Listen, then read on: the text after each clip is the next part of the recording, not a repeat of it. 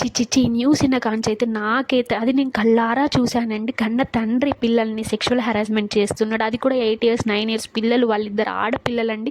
కన్న తండ్రి కంటికి రెప్పలా రక్షణగా ఉండాల్సిన తండ్రి ఇలా చేస్తే ఇంకా ఆడపిల్లలు ఎక్కడండి భద్రతగా ఉండేది, మీరే చెప్పండి.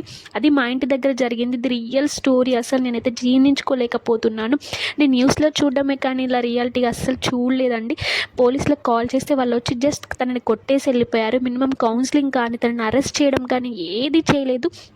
మళ్ళీ యథావిధిగా అయిపోతుంది. ఎవరండి వాళ్ళని పట్టించుకునేది? చిన్న పిల్లలు పాపం వాళ్ళది లవ్ మ్యారేజ్ అంట. మీకు రక్షణ లేని దగ్గర మీరు ఎలా ఉంటారు చెప్పండి. వాళ్ళ అమ్మ కూడా ఎంత ఇర్రెగ్యులర్గా ఉందంటే అస్సలు రెస్పాన్సిబిలిటీ లేనట్టుగానే ఉంది. ఆ ఘటన జరిగింది, పోలీసులు వచ్చారు, వాడిని కొట్టారు, తీసుకెళ్ళలేదు, ఏం చేయలేదు, అంత ఇక్కడికి అయిపోయింది. మళ్ళీ తనతో కలిసి యథావిధిగా ఉంటుంది. ఇలా పిల్లలు ఎప్పటి నుంచి ఎప్పటి వరకు వాళ్ళు చనిపోయే వరకు వాళ్ళ నాన్న చేతిలో సెక్షువల్ హెరాస్మెంట్కి గురవుతూనే ఉంటారు కదా. ఇది ఎంతవరకు కరెక్ట్?